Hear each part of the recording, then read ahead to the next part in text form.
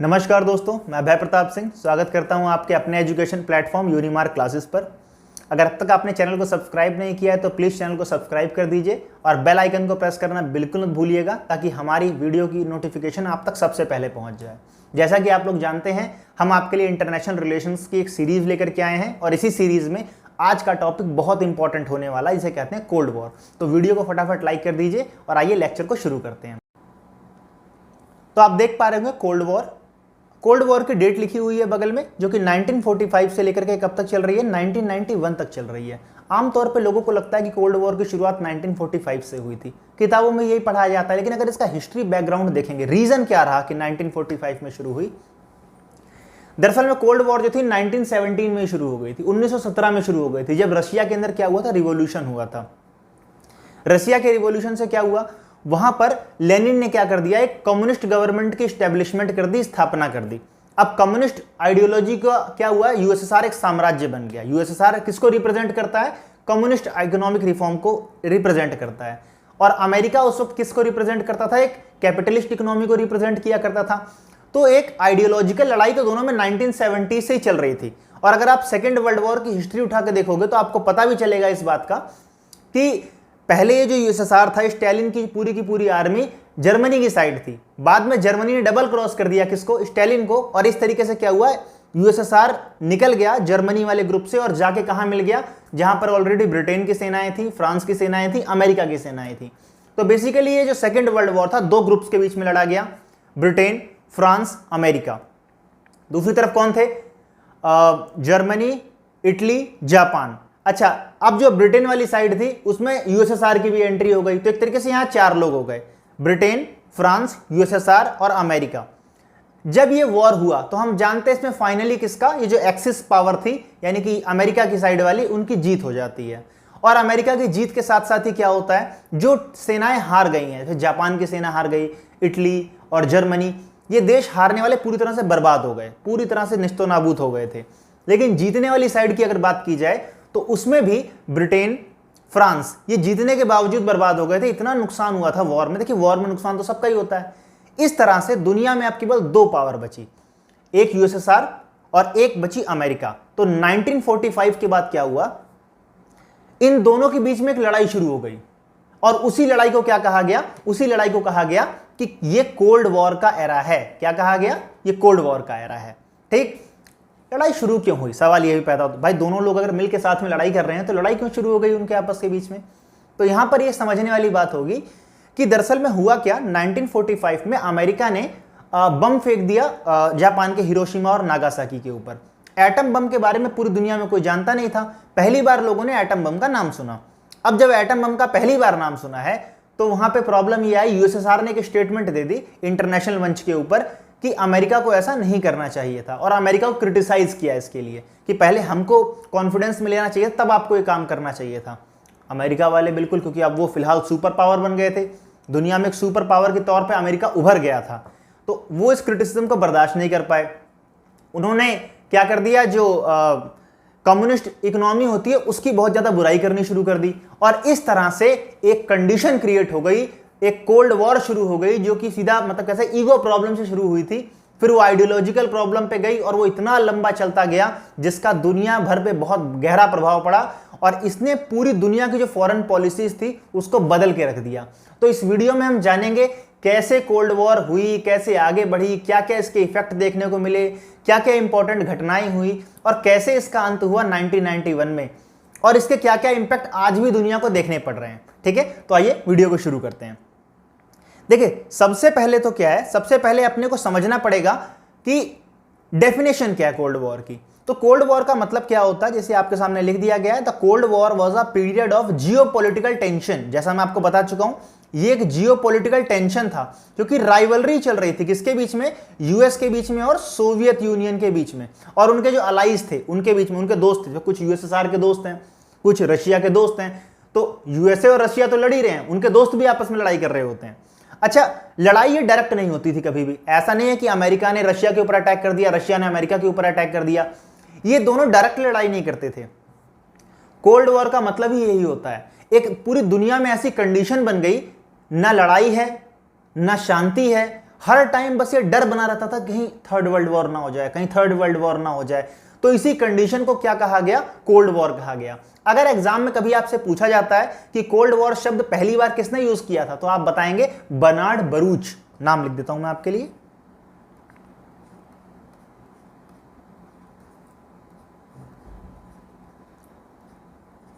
Bernard Bharuch वो पहले American political thinker थे जिन्होंने इस शब्द का यूज किया था कोल्ड वॉर के बारे में। ठीक है, अब कोल्ड वॉर के बारे में मेरे ख्याल से बेसिक तो आप समझ ही गए होंगे, किन किन के बीच में लड़ा गया, कब लड़ा गया। अब सवाल पैदा होता है कि ये था क्या लड़ाई। सबसे पहली बात, ये एक आइडियोलॉजिकल कॉन्फ्लिक्ट था। क्या था ये? आइडियोलॉजिकल कॉन्फ्लिक्ट, विचारधारा का संघर्ष था। ये विचारधारा का संघर्ष इसलिए था क्योंकि जो अमेरिका था वो कैपिटलिस्ट इकोनॉमी को सपोर्ट करता है, और जो ये हैं यूएसएसआर वाले थे, ये लोग कम्युनलिज्म को सपोर्ट करते थे, यानी साम्यवादी विचारधारा का समर्थन करते थे। साम्यवादी विचारधारा क्या कहती है? साम्यवादी विचारधारा अपने देश की बाजार को बंद रखना चाहती है, हर चीज सरकारी होनी चाहिए, ऐसा उनका मानना है, सब चीज के ऊपर स्टेट का कंट्रोल होना चाहिए। लेकिन जो कैपिटलिस्ट थे वो एक ओपन मार्केट की बात करते हैं। वो कहते हैं कि बाजार खुला होना चाहिए, सबको प्राइवेट बिजनेस करने का अधिकार होना चाहिए। मैक्सिमम चीजों में प्राइवेट की ही बात करते हैं कि हाँ, हर चीज का प्राइवेटाइजेशन हो जाना चाहिए। तो ये दोनों ही आइडियोलॉजी एक दूसरे के बिल्कुल आइडिया अपोजिट हैं। तो इन दोनों में क्या हुआ, यहीं से एक लड़ाई शुरू, कोल्ड वॉर का आधार तैयार होना शुरू हो गया। ठीक है, दूसरा जो इसका ये है, अब प्रॉब्लम आई कंटेनमेंट से। प्रॉब्लम कहां से आ जाती है? प्रॉब्लम आ जाती है कंटेनमेंट से। कंटेनमेंट का मतलब क्या होता है? रोकथाम। असलियत में दोनों ही आइडियोलॉजीज ने क्या किया, एक दूसरे को रोकना शुरू कर दिया। जैसे कि अगर अमेरिका को कहीं लगता था कि हाँ, ये देश क्या कर रहा है, ये कम्युनिस्ट आइडियोलॉजी को अडॉप्ट कर रहा है, तो वो ऐसी पॉलिसीज बनाते थे उसके खिलाफ, ऐसे बैन लगा रहे हैं, ऐसे परेशान करते थे उसको, फोर्स करते थे कि तुम इस आइडियोलॉजी को फॉलो बिल्कुल मत करो। तुम किस आइडियोलॉजी को फॉलो करो? तुम कैपिटलिस्ट इकोनॉमी को फॉलो करो, अपने मार्केट्स को ओपन करो, लिबरलाइजेशन को सपोर्ट करो, डेमोक्रेसी को सपोर्ट करो। ठीक है, इस किस्म के आइडिया को सपोर्ट करने की बात किया करते थे। जबकि जो यूएसएसआर के सपोर्टर थे, यूएसएसआर क्या करता था, कहीं पर भी अगर सरकार बन रही तो उन्होंने कहा नहीं, कम्युनिज्म को सपोर्ट करना है, कोई फ्री मार्केट नहीं होना चाहिए, क्लोज मार्केट होना चाहिए। ठीक है, और हम अपनी आइडियोलॉजी के प्रति प्रतिबद्धता चाहते हैं, कम्युनलिज्म होना चाहिए एक स्टेट के अंदर, कोई चीज, हर चीज सरकार के कंट्रोल में होनी चाहिए, सरकार जैसा चाहे वैसा ही काम हो। ठीक है, क्योंकि उनको लगता था कि हम अगर सब कुछ सरकार के कंट्रोल में होगा तभी हम क्या कर पाएंगे, समाज में जस्टिस स्टैब्लिश कर पाएंगे। ठीक है, चलिए, तो उसके बाद क्या हुआ, ये कहानी धीरे धीरे धीरे धीरे आगे बढ़ने लग गई। शुरुआत इसकी कहां से हुई? शुरुआत इसकी हुई सीधा यूरोप, सबसे बड़ा इसका जो पहला गढ़ बना वो बना यूरोप। तो यूरोप के अंदर क्या हुआ, basically iron cartel. Iron cartel का क्या मतलब हुआ? लोहे का पर्दा। ठीक है, तो प्रधानमंत्री थे ब्रिटेन के, उनका नाम था विंस्टन चर्चिल। विंस्टन चर्चिल ने जब देखा कि पूरी दुनिया में यूएसएसआर का इफेक्ट थोड़ा थोड़ा बढ़ रहा है, मतलब पूरी दुनिया छोड़िए, यूरोप के अंदर, यूरोप के दो टुकड़े हो गए थे लगभग लगभग, पूरा वेस्टर्न यूरोप अमेरिका की साइड चला गया था और पूरा ईस्टर्न यूरोप चला गया था यूएसएसआर के साइड। पोलैंड, बुल्गारिया, ये सारे देश यूएसएसआर की साइड चले गए थे। ठीक, होता क्या है इसके अंदर, दरअसल में चर्चिल ने एक स्पीच दी और उस स्पीच में उन्होंने कहा कि दुनिया पे एक लोहे का पर्दा गिर रहा है। तो लोहे का पर्दा कहने का मतलब उनका था आयरन कर्टेल जिसकी बात की गई। असलियत में वो सोवियत यूनियन की आइडियोलॉजी के बारे में बात कर रहे थे। वो कहते हैं कि दरअसल दुनिया में साम्यवाद आ रहा है, इसको रोकना पड़ेगा। तो अमेरिका ने कहा कोई बात नहीं, दुनिया के लोकतंत्र की रक्षा हम करेंगे, यानी कि यूएसएसआर से टक्कर अगर कोई लेगा तो हम लेंगे। देखिए, यूएसएसआर जो था वो बहुत बड़ी मिलिट्री पावर थी, उससे टकराना कोई इतना आसान काम नहीं था। लेकिन अमेरिका ने कहा नहीं, ये जो लोहे का पर्दा गिर रहा है इसको हम रोकेंगे। ठीक है, तो यहीं से क्या हुआ कि ऑफिशियल डिक्लेरेशन हो गई कि चलो भैया अब तो तुम्हारी हमारे तो देख ही लिया जाए किसमें कितना है दम। और इस तरीके से क्या हुआ, इन दोनों लोगों ने अपने अपने ग्रुप बनाने शुरू कर दिए। कहां पर ग्रुप बनाने शुरू किए? उसी देश में ग्रुप बना, यूरोप में ग्रुप बनाने शुरू कर दिए। तो 1949 में 1949 में ग्रुप बनाया गया नेटो। आप लोगों ने नाम सुना होगा, नेटो एक ग्रुप बनाया गया। और इस ग्रुप में उस टाइम अमेरिका, कनाडा और मैक्सिको के अलावा क्या था, 26 देशों को जोड़ दिया गया ला करके। आज के तारीख में जब हम ये लेक्चर पढ़ रहे हैं तो नेटो के अंदर 32 मेंबर्स हो गए हैं, 32 मेंबर्स।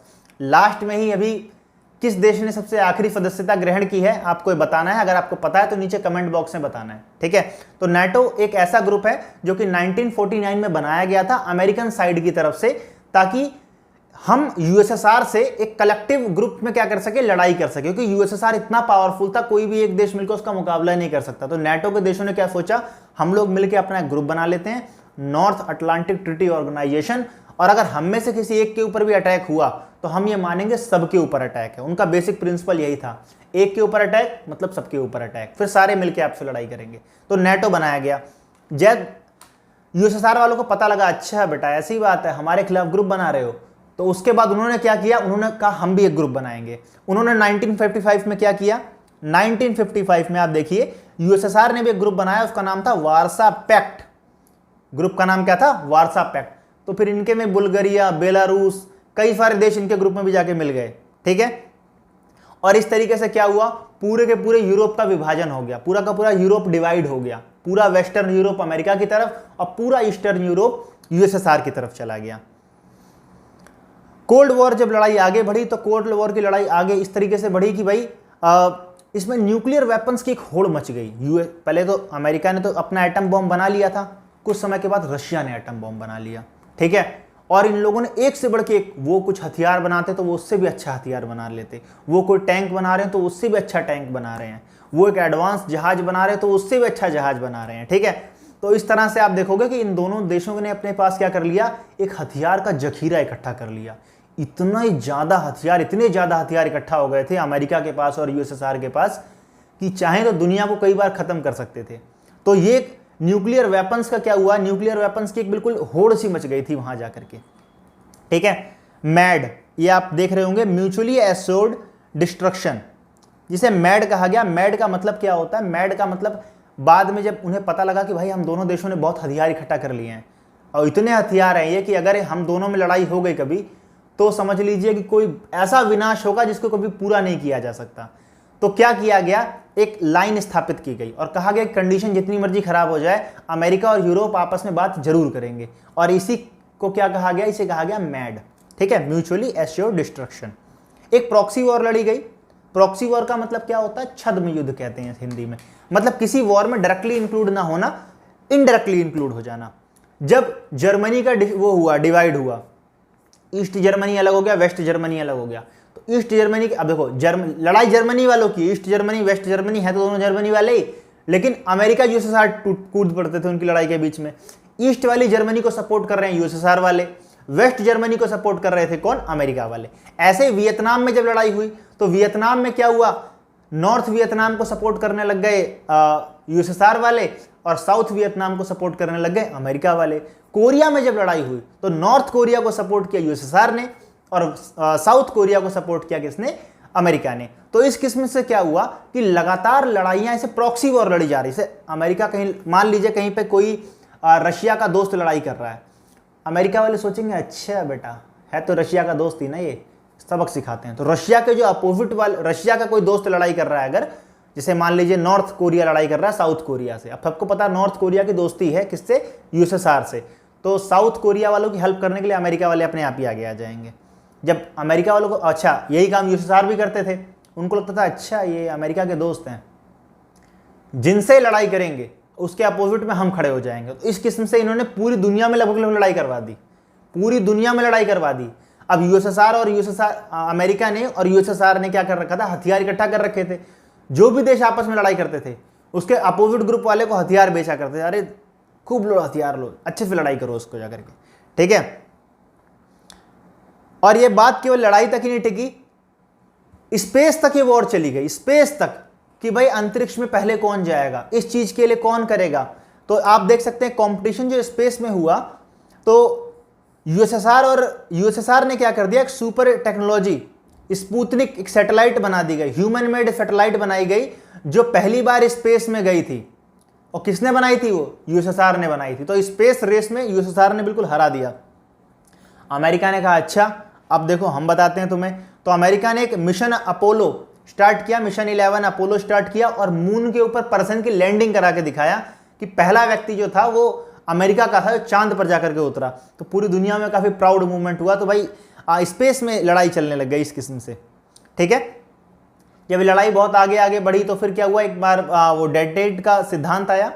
डेटेंट का सिद्धांत जब आया तो क्या हुआ उसके अंदर, दोनों सुपर पावर ने आपस में धीरे धीरे संबंधों में सुधार करना शुरू किया आपस में। उन्होंने कहा कि नहीं, लड़ाई झगड़ा इतना भी, हम इतने सालों से लड़ाई कर रहे हैं, नया राष्ट्रपति आ रहे हैं, वो लड़ाई कर रहे हैं, तो इन लड़ाई से नुकसान किसका हो रहा है, हम दोनों का नुकसान हो रहा है। तो कहीं ना कहीं हमको शायद समझदारी से काम लेना चाहिए और ये लड़ाई रोकने की कोशिश करनी चाहिए। इसी चीज़ को क्या कहा गया, इसी चीज़ को कहा गया डेटेंट, हिंदी में कहते हैं दितांत का सिद्धांत कहते हैं इसको, ठीक है। सॉल्ट थ्योरीज आई। सॉल्ट थ्योरीज क्या थी, सॉल्ट थ्योरीज थी आपकी ये जो strategic arm limitation task, salt 1 आया था देखिए 1972 में, सॉल्ट 2 आया था 1979 में, और एनपीटी जो हुई थी 1968 में हुई थी। तो सॉल्ट 1 और सॉल्ट 2 और एनपीटी, ये 3 ऐसे तरीके थे जिनके जरिए दुनिया में हथियारों को रोका गया कि विनाशकारी हथियार और ना बनाए जाएं। इंडिया ने, हालांकि ये जो एनपीटी आप देख रहे हैं ना 1968 में आई थी, एनपीटी के ऊपर इंडिया ने साइन करने से बिल्कुल मना कर दिया था, कहा था हम इसके ऊपर बिल्कुल भी साइन नहीं करेंगे, ठीक है। उसके बाद 1991 में अमेरिका सोवियत यूनियन कोलैप्स ही कर गया था, और हमें पता है सोवियत यूनियन 1991 में से खत्म हो गया था। उस वक्त क्या हुआ कि हम कह दिया गया भाई कोल्ड वॉर जो है दुनिया से खत्म हो गया। मिखाइल गोर्बाचेव उस वक्त राष्ट्रपति थे, कहाँ के, यूएसएसआर के थे। उन्होंने क्या कर दिया, असलियत में उन्हें बहुत बड़ा विलन माना जाता है यूएसएसआर में, ठीक है, क्योंकि मिखाइल गोर्बाचेव जब पहली बार आए तो अमेरिका से संबंध भी उन्होंने सुधारने की कोशिश करी। सुधार करने के चक्कर में उन्होंने अपने देश में सुधार लाने की कोशिश करी, रिफॉर्म लेकर के आए। तो रिफॉर्म उनके लाए गए 2 बड़े इंपॉर्टेंट रिफॉर्म कौन से, देखिए नाम याद रखिएगा, पेरेस्ट्रोइका और ग्लासनोस्त। ग्लासनोस्त और पेरेस्ट्रोइका, ये 2 रिफॉर्म्स के नाम हैं उनके। ग्लासनोस्त का मतलब क्या होता है, उन्होंने कहा कि भाई अब जो हमारा कम्युनिज्म का आइडिया है, वैसे हम देशों को बंद करके रखते हैं इकोनॉमी को, नहीं, हम इकोनॉमी को ओपन करेंगे, ठीक है। पेरेस्ट्रोइका का मतलब एक नया स्ट्रक्चर डेवलप किया जाएगा जहां पर प्राइवेट बिजनेस के लिए भी क्या हो, जगह हो वहां पर। और 1991 में क्या हुआ, सोवियत यूनियन जो है ऑफिशियली डिसॉल्व हो गया, टूट गया, इससे 15 देश अलग अलग बन गए।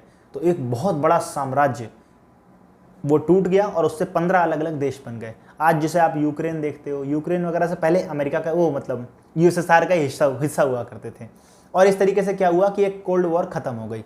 देखिए ये तो कोल्ड वॉर का एक ओवरव्यू था कि क्या आइडियोलॉजी, कैसे स्टार वॉर, क्या क्या किया गया। अगर ये इंपॉर्टेंट इंसिडेंट अगर आपको ये याद रह जाता है ना, समझिए आपको पूरा कोल्ड वॉर याद है।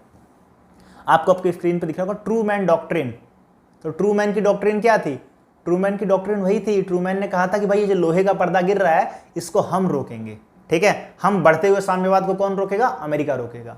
तो अमेरिका ने ये कहा था, तो इसलिए क्या हुआ 1946 में ट्रूमैन डॉक्ट्रिन आई थी। बर्लिन की ब्लॉकेड कर दी गई। जब सेकेंड वर्ल्ड वॉर आगे थोड़ी बढ़ी थी तो क्या हुआ था, जर्मनी के अंदर बेसिकली ब्रिटेन और फ्रांस की आर्मी थी वहाँ पर, जर्मनी के एक हिस्से पे, और जर्मनी के एक हिस्से के ऊपर आर्मी काबिज थी वहाँ पर।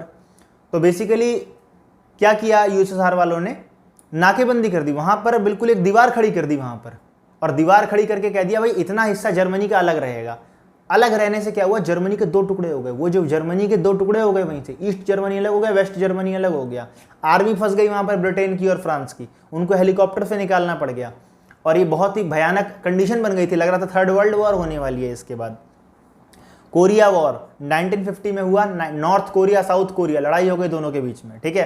तो नॉर्थ कोरिया को सपोर्ट किसने किया, यूएसएसआर ने किया, और साउथ कोरिया को सपोर्ट किसने किया, अमेरिका ने किया। वियतनाम वॉर में सेम टू सेम यही हुआ।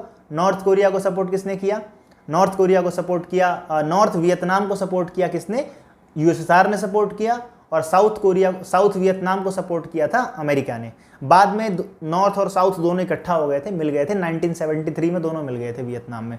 ऐसे ही जर्मनी में भी जो बंटवारा हुआ था, जर्मनी भी एक हो गया था, लेकिन कोरिया एक नहीं हो पाया था। कोरिया के बारे में आप आज भी जानते होंगे, नॉर्थ कोरिया अलग है और साउथ कोरिया अलग है ना।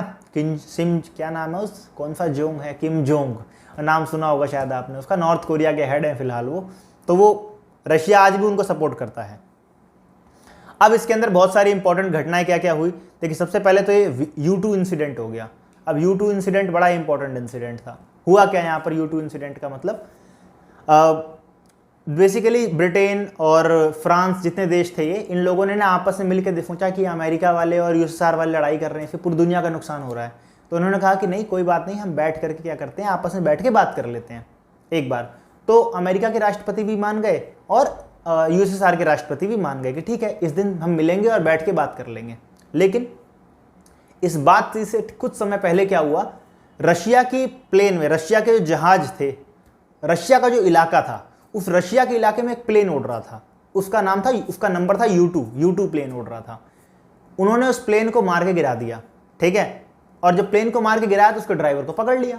ड्राइवर को पकड़ लिया तो पकड़ के बहुत पीटा, और पकड़ करके फिर क्या किया गया, उसने बोला कि हाँ मैं तो अमेरिका से आया हूँ, ठीक है। जब उसे बता दिया कि मैं अमेरिका से आया हूँ तो यूएसएसआर ने अमेरिका के ऊपर आरोप लगाया कि इन्होंने हमारी जासूसी करवाना चाहते हैं ये लोग, ठीक है। और ऐसे लोगों से हम बात नहीं कर सकते। फिर अमेरिका को पहले इस पर माफ़ी मांगनी चाहिए। अमेरिका ने माफ़ी मांगने से मना कर दिया, कहा भाई हम तो माफ़ी मांगेंगे नहीं। और ये U2 इंसिडेंट था, इसने बिल्कुल आग में घी डालने का काम कर दिया। अब दोनों देशों में और तगड़ी दुश्मनी, ऑलरेडी दोनों में लड़ाई चल रही थी। तो इस इंसिडेंट के बाद क्या हुआ, ये आग और भड़क गई, जो कि आगे जाकर के ये क्यूबन मिसाइल क्राइसिस, देखिए ये दोनों बे ऑफ पिग ऑफ इन्वेजन और क्यूबन मिसाइल क्राइसिस, ये जो दोनों बातें हैं, ये दोनों बातें बड़ी रिलेटेड हैं। क्या रिलेटेड है, देखिए अमेरिका के बगल में एक स्टेट है, उसका नाम है क्यूबा, ठीक है। क्यूबा में क्या हुआ, वहाँ की जो सरकार थी उसको अमेरिका सपोर्ट कर रही थी, लेकिन वहाँ पर क्या हुआ, रिवॉल्यूशन कर दिया वहाँ के कुछ कम्युनिस्ट आइडियोलॉजी के सपोर्टर्स ने। सबसे फेमस नाम आता है उसमें किसका, फिदेल कास्त्रो का। नाम लिख देता हूँ मैं आपके लिए, फिदेल कास्त्रो। और आप में से कई लोगों ने चे गुवेरा का नाम सुना होगा, चे गुवेरा।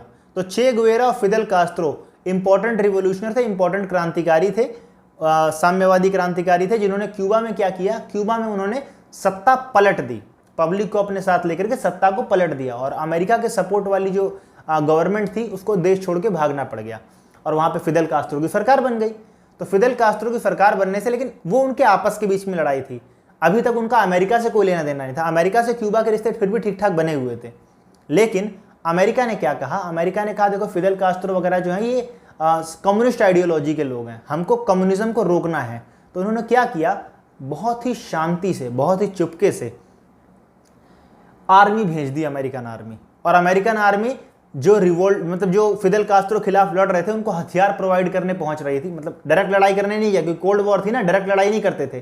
तो जो फिदेल कास्त्रो के खिलाफ जो लोग लड़ रहे थे क्यूबा के अंदर, उनको हथियार सप्लाई करने के लिए क्या किया, अपनी सपोर्ट पूरी आर्मी सब प्रोवाइड करवा दी अपनी। अब उन लोगों ने चुपके से इन्वेजन कर दिया क्यूबा के ऊपर, और इसी इन्वेजन को कहा गया बे ऑफ पिग्स, ठीक है। जब बे ऑफ पिग्स का इन्वेजन किया गया तो उससे क्या हुआ, क्यूबन आर्मी को बहुत बड़ा झटका लगा, और उन्हें पता लग गया कि अमेरिका ने हमको धोखा दिया है। ठीक इसी टाइम पर, क्योंकि कोल्ड वॉर चल रहा था, अब अमेरिका ने क्यूबा को धोखा दिया है, यूएसएसआर वाले सपोर्ट में आ गए क्यूबा के कि भाई हम तुम्हारे सपोर्ट में हैं, हम बिल्कुल इसको रोकेंगे। और रोकने के नाम पे उन्होंने क्या किया, भारी भरकम आर्मी भेज दी, और कहा कि भाई हमारे जहाज जा रहे हैं, अब ये क्यूबा की हेल्प करेंगे, ठीक है। लेकिन उससे पहले क्या हुआ, क्यूबन आर्मी जीत गई, वो जो रिवोल्यूशनर्स थे उन सबको मार दिया गया, और इससे क्यूबा के अंदर फिदेल कास्त्रो का राज कायम हो गया। और फिदेल कास्त्रो के रिश्ते बिल्कुल खराब हो गए, किसके साथ, अमेरिका के साथ, बिल्कुल संबंध टूट गए। और संबंध किससे बहुत अच्छे बन गए, यूएसएसआर से संबंध बहुत अच्छे बन गए। उसके बाद क्या हुआ, क्यूबा ने अपने यहाँ पर मिसाइल लगाए, क्या किया, मिसाइल लगाए, और उन मिसाइलों का जो मुंह था वो अमेरिका की तरफ घुमा दिया। ये एक मैसेज देने की कोशिश की गई कि भाई ये मिसाइल जो है अमेरिका के लिए लगाई गई हैं, तो अमेरिका की तरफ मिसाइल लगा दिया। अच्छा, अमेरिका ने क्या किया, अमेरिका ने तुर्की से बात की, और तुर्की है रशिया के बगल में था उस वक्त, यूएसएसआर की जो सीमाएं लगती थी। तो तुर्की में जो मिसाइल लगाई गई उनका फेस कर दिया गया, यूएसएसआर की तरफ कर दिया गया। और अब लगा पूरी दुनिया को कि कहीं ऐसा ना हो कि अब ये थर्ड मिसाइलें लग चुकी हैं तो थर्ड वर्ल्ड वॉर की कंडीशन बनने लग गई थी, तो कहीं ऐसा ना हो कि थर्ड वर्ल्ड वॉर की कंडीशन बन जाए पूरी की पूरी। इसी बीच में यूएसएसआर के जो जहाज थे, पानी के जहाज थे, उनकी नेवी 20 जहाज लेके क्यूबा की तरफ बढ़ गई, ठीक है, कि इसमें हथियार भरे हुए थे। क्यूबा की जाकर क्या करनी थी, हेल्प करनी थी क्यूबा की। तो क्यूबा की हेल्प करने के लिए बढ़ गए। जैसे अमेरिकन राष्ट्रपति को इस बात का पता लगा कि भाई क्यूबा की तरफ जहाज आ रहे हैं बहुत रशियन, अगर इनको इतने हथियार मिल गए तो अमेरिका के ऊपर अटैक कर देंगे डायरेक्ट ही, उन्होंने क्यूबा को घेर लिया चारों तरफ से। उनकी आर्मी ने क्यूबा को चारों तरफ से घेर लिया, समुद्र में अपनी नाकेबंदी कर दी अच्छे से। और सबको लगा, पूरी दुनिया को लगा कि ये क्यूबा मिसाइल क्राइसिस आया, इसी को क्यूबन मिसाइल क्राइसिस कहते हैं। इस क्यूबा मिसाइल क्राइसिस के बाद दुनिया में सेकेंड वॉर होके रहेगा, मतलब थर्ड वर्ल्ड वॉर होके ही रहेगा। लेकिन उसके बाद न्यूज़ आई कि रशिया ने क्या कर दिया, यूएसएसआर ने अपने जहाज वापस बुला लिए, कहा कि कोई बात नहीं, डर गए हैं वो लोग, अब तुम वापस आ जाओ। ठीक, तो इस तरीके से क्या हुआ कि ये स्टेप बाय स्टेप करते करते लड़ाई और गहरी होती चली जा रही थी, बहुत गहरी हो रही थी।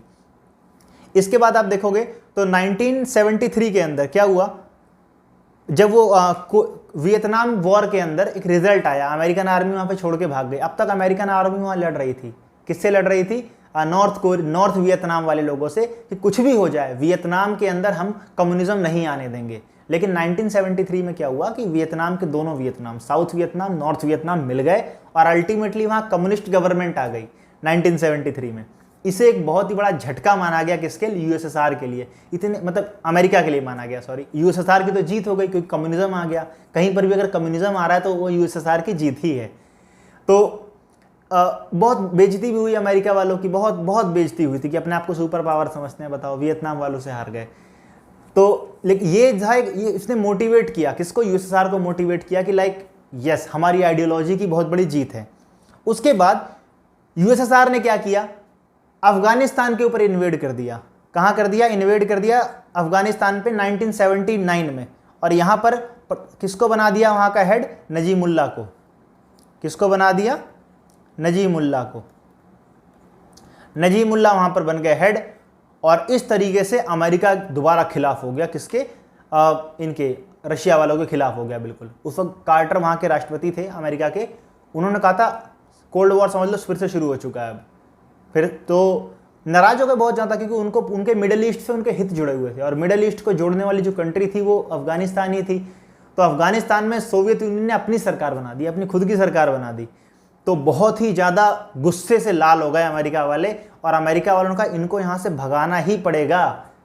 बहुत तगड़ी लड़ाई हुई। उसके बाद आइजनओवर थे, उन्होंने तो कहा कि यूएसएसआर एक दुष्ट साम्राज्य है। एग्जाम में कई बार पूछ लेते हैं कौन से राष्ट्रपति थे जिन्होंने कहा था, तो आइजनओवर थे। आइजनओवर जब बने अमेरिका के राष्ट्रपति तो उन्होंने कहा कि यूएसएसआर एक दुष्ट साम्राज्य है और हम इसके लिए स्टार वॉर करेंगे इनसे, नक्षत्र युद्ध। मतलब कह सकते हैं आपकी स्टार वॉर का मतलब यह है कि अंतरिक्ष से ही इनके ऊपर अटैक कर देंगे, कहने का मतलब ये है। तो उन्होंने अपना स्पेस प्रोग्राम रन करना शुरू कर दिया, स्टार वॉर के लिए रेडी करना शुरू कर दिया। यही काम उन लोगों ने शुरू कर दिया, यूएसएसआर वालों ने शुरू कर दिए। लेकिन इन सब में फाइनली क्या हुआ, जब मिखाइल गोर्बाचेव आए 1980s में, तो धीरे धीरे सारे मसले सुलझने लग गए। मिखाइल गोर्बाचेव ने कहा लड़ाई झगड़े में कोई फायदा नहीं है, हम भी कुछ आपकी बात मानते हैं, कुछ आप भी हमारी बात मान लो। बहुत सारे सुधार लेके आए जिनके नाम हमने पढ़े थे, पेरेस्ट्रोइका, ग्लासनोस्त। ये सब जब हुआ, धीरे धीरे क्या हुआ कि कमजोर पड़ने लग गया अपना जो प्रशासन था, किसका, यूएसएसआर वालों का। और प्रशासन कमजोर पड़ते पड़ते एक टाइम ऐसा आया कि ये लोग अमेरिका से हेल्प लेने लग गए। उसके बाद ठीक है, अमेरिका से हेल्प लेने लग गए। अमेरिका से हेल्प लेने के अलावा जब गल्फ वॉर हुई 1990s में, तो गल्फ वॉर में अमेरिका और यूएसएसआर एक साथ ही आ गए। 1989 में जो जर्मनी की वॉल थी जो बनाई गई थी, वो वॉल गिरा दी गई। जर्मनी की वॉल गिर जाने से एक अनऑफिशियल डिक्लेरेशन हो गया कि हाँ, कोल्ड वॉर लगभग खत्म हो चुका है, अब कोल्ड वॉर जैसी कोई चीज़ रह नहीं गई है। और इसके बाद 1991 में तो क्या हुआ, मिखाइल गोर्बाचेव ने दिया इस्तीफा, और उसी के साथ साथ क्या हुआ, पूरे सोवियत यूनियन के 15 टुकड़े हो गए, और यूएसएसआर दुनिया के नक्शे से हमेशा के लिए मिट गया कि यूएसएसआर जैसा कोई देश होता है। लेकिन हाँ, बाद में यूएसएसआर का जो उत्तराधिकारी माना गया वो रशिया को माना गया कि रशिया जो है वो यूएसएसआर के उत्तराधिकारी हैं। तो जो उनकी परमानेंट सीट थी यूनाइटेड नेशन में, वो रशिया को दे दी गई। ठीक है, लेकिन ये केवल एक हिस्ट्री है, इसके इम्पैक्ट फ्यूचर में बहुत ज़्यादा पड़े। 1991 ऑफिशियल इस बात की डिक्लेरेशन कर दी गई जब कि हाँ, अब इस दुनिया से कोल्ड वॉर खत्म हो चुका है। तो क्या हुआ, रशिया दुनिया में आ गया। और लेकिन इसने क्या किया, पूरी दुनिया की पॉलिटिक्स को बहुत भयंकर रूप से इम्पैक्ट किया। क्या इम्पैक्ट किया, सबसे पहली बात, एक हथियारों का जखीरा दुनिया में पैदा कर दिया। और वो हथियार इतने विनाशकारी हैं कि पृथ्वी का कई बार विनाश कर सकते हैं, मास डिस्ट्रक्शन कर सकते हैं। तो दुनिया को विरासत में एक युद्ध मिला। ठीक है, कई देशों की अननेसेसरी दुश्मनियां होने लग गई एक दूसरे से, north Korea, south Korea, India, Pakistan, आप कह सकते हो जर्मनी के 2 पार्ट, और दुनिया में 2 किस्म की आइडियोलॉजी पनप गई। बाद में ये आइडियोलॉजीज अलग अलग देश में भी जाने लग गई। ठीक है, इसके बारे में फिर और डिटेल से और अच्छे से इसके कुछ related topic, for example Korean war, Vietnam war, इन सब के बारे में भी जानेंगे अच्छे से। तो आई होप ये वीडियो आपको पसंद आया होगा। अगर ये वीडियो आपको पसंद आया है तो प्लीज़ इसे लाइक कीजिए, अपने दोस्तों के साथ शेयर कीजिए और चैनल को सब्सक्राइब करना बिल्कुल मत भूलिए। अगले वीडियो में मिलते हैं किसी और इंपॉर्टेंट टॉपिक के साथ। तब तक के लिए नमस्कार, जय हिंद।